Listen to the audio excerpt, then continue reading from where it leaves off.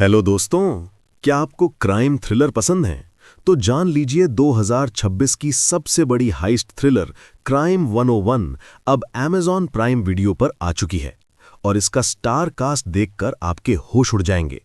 Thor खुद Chris Hemsworth, Hulk यानी mark Ruffalo और कैटवुमन यानी हैली बेरी। हाँ, आपने सही सुना, तीनों सुपर हीरो एक साथ। लेकिन सबसे मजेदार बात यह है, ये 476 करोड़ रुपए में बनी फिल्म थिएटर में बुरी तरह फ्लॉप रही। लेकिन जैसे ही ये 1 अप्रैल को प्राइम वीडियो पर आई, इसने धमाल मचा दिया। लगातार 14 दिनों से #1 ट्रेंडिंग पर है। तो चलिए बिना टाइम वेस्ट किए आपको इसकी पूरी कहानी समझाते हूं। कहानी लॉस एंजलिस की 101 फ्रीवे के किनारे सेट है। ये वही हाईवे है जहां कभी हॉलीवुड की दिग्गज फिल्म हीट की शूटिंग हुई थी और डायरेक्टर बार्ट लेटन उसी फिल्म के इन्फ्लुएंस में है। माइक डेविस कोई साधारण चोर नहीं है, वो हाई प्रोफाइल डायमंड हीस्ट्स के पीछे है जो 101 फ्रीवे के किनारे होते रहे हैं। पुलिस के होश उड़े हुए हैं क्योंकि डेविस का एक सख्त नियम है, no violence, no blood, no witnesses. वो बिना किसी निशान के, बिना किसी को नुकसान पहुंचाए चोरी करके गायब हो जाता है। फिल्म की पहली ही चोरी का सीन दिखाता है कि वो कितना मास्टर है। वो एक ज्वेलरी स्टोर से डायमंड चुराता है और सीसीटीवी में भी उसका चेहरा साफ नहीं आता। वो एक लड़की माया के साथ रिलेशनशिप में है, लेकिन माइक कभी अपने बारे में कुछ नहीं बताता। वो कहां से आया, क्या करता है, कुछ नहीं। माया इससे परेशान हो जाती है और दोनों अलग हो जाते हैं। दूसरी तरफ डिटेक्टिव लू लुबेस्निक है। ये एक पुराने जमाने का पुलिस वाला है, ग्रे बाल, बिखरी हुई दाढ़ी, झुर्रीदार सूट और एक पुरानी कार। लू की परेशानियां, उसकी पत्नी एंजी उसे छोड़ चुकी है। पुलिस विभाग में अब क्लोजर रिपोर्ट्स जैसे टारगेट्स पर काम होता है, असली अपराधियों को पकड़ने पर नहीं। उसके सीनियर्स उसे गंभीरता से नहीं लेते। उसका अपना पार्टनर डिटेक्टिव टिलमैन भी उसके पुराने तरीकों से परेशान है। लेकिन लू ने एक पैटर्न पहचान लिया है। 101 फ्रीवे के किनारे जितनी भी अनसॉल्व्ड चोरियां हुई हैं, वो सब एक ही आदमी के हाथ की लगती हैं। वो पागलों की तरह इस केस पर रिसर्च कर रहा है। वो माइक की हर हरकत पर नजर रखता है, बिना उसे पकड़े। शैरन एक टॉप इंश्योरेंस ब्रोकर है। वो अरबपति क्लाइंट्स के लिए काम करती है। उनके डायमंड्स, आर्ट कलेक्शंस, यहां तक कि उनकी शादियों का भी इंश्योरेंस कराती है। लेकिन शैरन के साथ ग्लास सीलिंग वाला मामला है। 53 साल की उम्र में उसकी कंपनी ने उसे पार्टनरशिप नहीं दी। उसका बॉस उसे साफ कहता है, "You're 53, that's the only number clients see." Sharon अपनी जिंदगी से थक चुकी है। वो एक बड़ा बदलाव चाहती है और उसे मौका मिलता है जब उसकी मुलाकात माइक से होती है।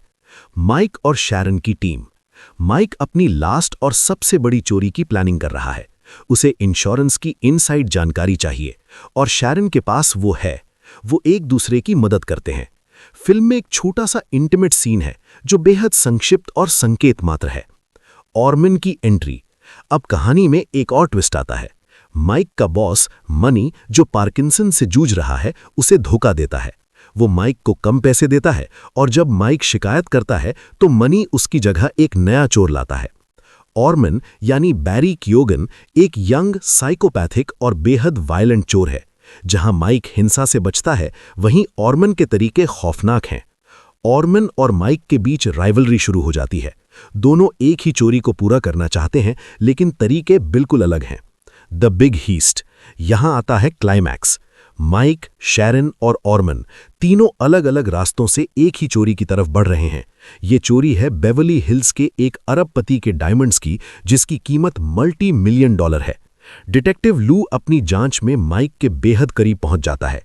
वो माइक के पैटर्न को समझ चुका है और अब सिर्फ सही वक्त का इंतजार है। माइक की एक्स गर्लफ्रेंड माया उससे दूर हो चुकी है, लेकिन वो अब भी उसके बारे में सोचती है। फिल्म का सबसे बड़ा सीन 3 लोगों के बीच मैक्सिकन स्टैंड ऑफ में आता है।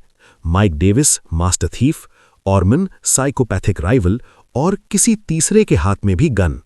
गोली चलती है और ऑर्मन मारा जाता है। सवाल, गोली किसने चलाई? जवाब, फिल्म में यह थोड़ा एम्बिगुअस रखा गया है, लेकिन कॉन्टेक्स्ट और सीन की स्टेजिंग से पता चलता है कि माइक डेविस ने ही ऑर्मन को गोली मारी थी। यह बहुत बड़ा मोड़ है क्योंकि माइक ने अपना मुख्य नियम तोड़ दिया, no violence, no blood, no witnesses. यह दिखाता है कि हालात कितने बेकाबू हो गए थे। हर किरदार को वो मिलता है जो उसे चाहिए था या जरूरत थी। क्लाइमैक्स के बाद फिल्म का एंडिंग बेहद इंटरेस्टिंग है।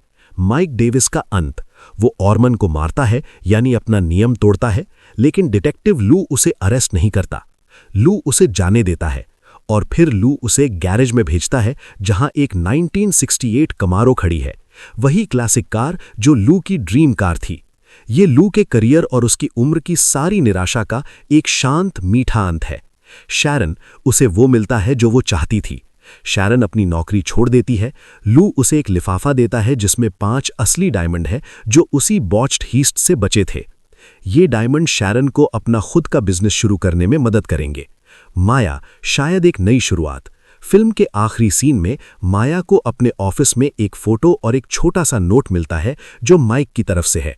वो नोट पढ़ती है, अपनी डेस्क से उठती है और ऑफिस से बाहर निकल जाती है। इसका मतलब है कि वो माइक को ढूंढने जा रही है। क्रेडिट्स के बाद पता चलता है कि माइक और माया की जोड़ी फिर से बन सकती है। फिल्म का मुख्य संदेश डायरेक्टर बार्ट लेटन ने फिल्म के अंत में कहा, The leads don't necessarily get exactly what they want, they get what they need, small human reckonings that reflect the pressure and image-driven anxieties of life in Los Angeles. हर किरदार को वो नहीं मिलता जो वो चाहता था, उसे वो मिलता है जिसकी उसे ज़रूरत थी। एक छोटा इंसानी हिसाब जो लॉस एंजलिस के दबाव और छवि चालित चिंताओं को दर्शाता है। तो दोस्तों, अगर आप हीट, बेबी ड्राइवर या द स्कोर जैसी फिल्मों के फैन हैं तो ये आपके लिए है। क्राइम 101 अब Amazon प्राइम वीडियो पर स्ट्रीम हो रही है। अगर वीडियो अच्छी लगे तो लाइक करें, शेयर करें और चैनल को सब्सक्राइब करना मत भूलना।